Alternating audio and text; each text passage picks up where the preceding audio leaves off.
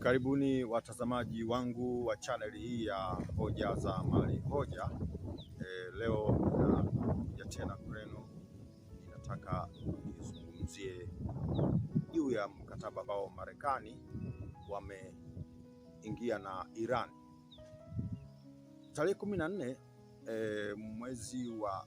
mwezi huu nchini Marekani, rais wa Marekani Donald Trump alisaini mkataba Memorandum of Understanding na Iran sambamba na makamu wake wa rais JD Vance. Tarehe 17 jana, rais wa Marekani Donald Trump akiwa nchini Ufaransa alisaini mkataba huo ukiwa printed document, lakini na baadaye ukasafirishwa kidigitali kwenda kwa rais Pezeshkian wa Irani, ambaye alisaini kidigitali mkataba huo.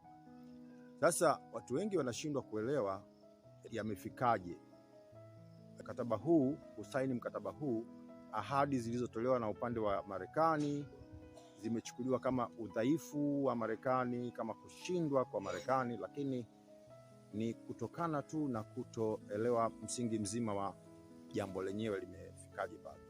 Kumbukwe kwamba nchini Marekani mwaka huu kuna uchaguzi mdogo, midterm election inafanyika mwezi wa 11, na uchaguzi huu unaweza kumuongezea rais Trump wabunge wanaomuunga mkono, lakini pia kwa upande mwingine unaweza kupunguzia wabunge wanaomuunga mkono. Rais Trump sasa hivi anahitaji wabunge wengi zaidi ili kusudi mipango yake iweze kupitishwa bungeni kirahisi. Ifahamike kwamba kuna ushindani mkubwa sana wa kisiasa kati ya Republican na Democratic kule nchini Marekani. Democratic wamekuwa wakiweka nguvu kubwa sana kupinga kila anachokifanya Trump, hata kama jambo hilo wao waliwahi kulifanya au waliwahi kutaka kulifanya. Lakini sasa hivi rais Trump anapotaka kulifanya au anapolifanya jambo hili, kwa watu wa Democratic linaonekana kuwa baya na linatengeneza mashambulizi makali sana kuelekea kwa rais Trump. Sasa Trump anajua hiyo. Kwa hiyo kilichofanyika sasa hivi, Trump anajaribu kuneutralize siasa za Marekani. Ndani ya Marekani asilimia zaidi ya 60 hawataki vita ile inayoendelea Iran, bila kujua faida na hasara zake, lakini swala la vita tu kwa ujumla wa Marekani wengi hawalitaki. Sasa Democratic wanachukua advantage ya Wamarekani kutolitaka, kuongeza mashambulizi ya kumpinga rais Trump juu ya mgogoro huu.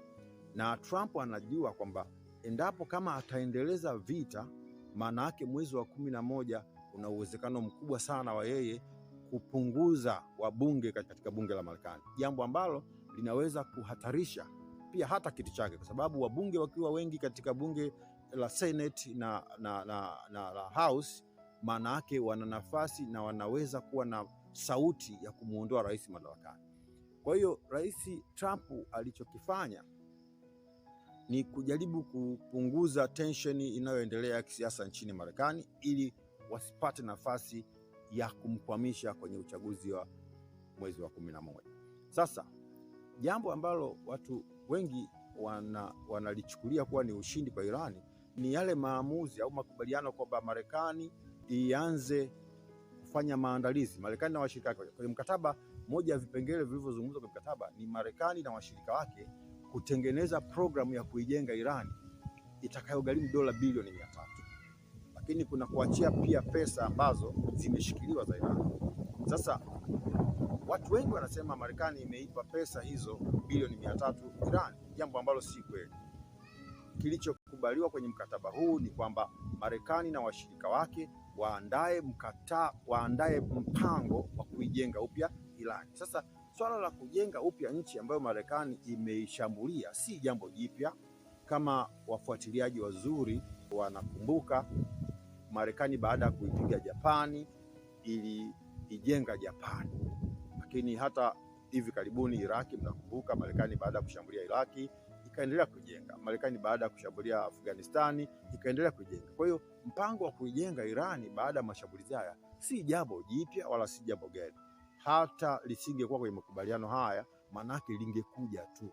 Sasa watu wanafikiri kwamba ule ni ushindi wa Irani, au kuachiwa fedha zilizoshikiliwa inachukuliwa ni ushindi wa Irani, lakini ukweli ni kwamba zile pesa ni za Irani, na kama Irani wameonyesha interest ya kuachana na nyuklia, maana yake hakuna sababu ya kuendelea kuzishikilia, kwa sababu zilishikiliwa ili wawashinikize Irani waweze kuachana na nyuklia. Sasa watu wengi wamechukua kama kwamba huu sasa ni ushindi wa Irani, lakini ni jambo ambalo lilipaswa kuwepo na lingekuwepo kwa mazingira yoyote yale baada ya vita kuisha, kama inaisha katika mtazamo ambao Marekani inaitaka. Sasa Irani wao wamekubali katika mkataba huu ambao umeshasainiwa rasmi jana tarehe 17 kwamba hawatatengeneza silaha za nyuklia wala kumiliki silaha za nyuklia. Lakini kuna mvutano sasa hapa kuhusu ile uranium iliyokuwepo. Wanakubaliana kwamba wasifanye chochote wakati wanaendelea na mazungumzo ndani ya siku 60 walizokubaliana ili kukamilisha mkataba kamili unaokusudiwa kufanyika ndani ya hizo siku 60.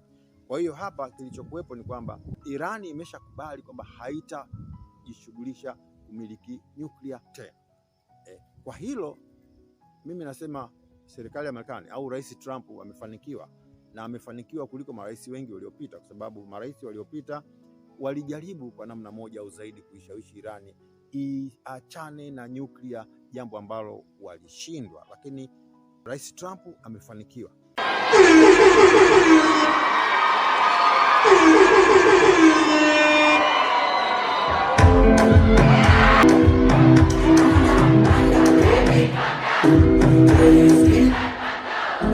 Sasa labda tuangalie tu kitu kimoja ambacho kinaweza kutokea, kwa sababu Israel haijaingizwa moja kwa moja kwenye mkataba. Kwa hiyo kuna uwezekano chokochoko zikawa zinaendelea kati ya Israel na Lebanon, zikaja zikaamsha tena mgogoro huu kutokea upande wa Iran. Lakini kwa upande wa Marekani na Irani, wao wameshafikia hatua nzuri, lakini yote haya ni katika njia ya Rais Trump kuweza kulegeza siasa zake kule nchini Marekani, kwa sababu kupanda kwa bei ya mafuta nchini Marekani na ile hatua ya watu wengine kukataa vita inaendelea kupunguza nafasi ya Rais Trump kupata wabunge wengi kwenye uchaguzi wa mwezi wa 11. Sasa mimi ningeshauri Watanzania tuendelee kufuatilia kwa kina na tusichukulie vitu juu juu, tuchimbe, tusikilize kwa makini, lakini tuwasikilize wenyewe moja kwa moja kama tunaweza. Hotuba nyingi ziko YouTube, nani anaongea nini, nani anaongea nini, tuzisikilize zile, ili mradi tuweze kupata ufahamu wa kutosha, badala ya kusikiliza tu jioni humu tunapeana stories hapa na pale, mwisho wa siku tunapotoshana. Lakini pia ningependa kuwashauri wachambuzi wengi sana wamekuwa wakichambua katika mazingira ya upotoshaji. Unaona, mfano mdogo ndo huu, makubaliano ya kufanya mkataba wa kuijenga Irani utakaogharimu dola bilioni 300, watu wamechukulia kwamba Marekani imeihonga Irani, jambo ambalo si la kweli. Sasa upotoshaji unawafanya watu wengi sana wakose kuelewa mambo kwa uhalisia. Lakini shida nyingine ni kwamba watu wengi sana wamekuwa wakitaka habari wanazozipenda, sio ambazo za kweli. Kwa ikiwa habari hii hawaipendi, basi hata kama ina ukweli, basi kwao habari hiyo ni ya uongo. Ikiwa habari hii ni nzuri, wanaipenda, kwao habari hiyo hata kama ni ya uongo, basi wataifurahia na kuikubali na kuishikilia na kutembea nayo kifua mbele kwamba habari hiyo ni ya kweli. Sasa hii si njema, kwa sababu tunapoendeshwa na miemko katika kujadili mambo, maana yake tunajizuia kupata taarifa sahihi zinazoweza kutufanya tuwe na ufahamu mkubwa juu ya migogoro na dunia jinsi inavyokwenda. Kwa leo naomba nitumie nafasi hii kuwashukuru watazamaji wangu. Nitaendelea kuzungumza, kufanya uchambuzi kwa kadiri ya mazingira yatakavyokuwa yanajitokeza, na pia ningependa kujua unasemaje. Weka comment yako hapa chini, naomba ulike, lakini pia naomba subscribe ili niweze kukufikia kwa haraka kupa vitu vingi vizuri na vikubwa. Baada ya hapo, niwashukuru sana, mbarikiwe sana.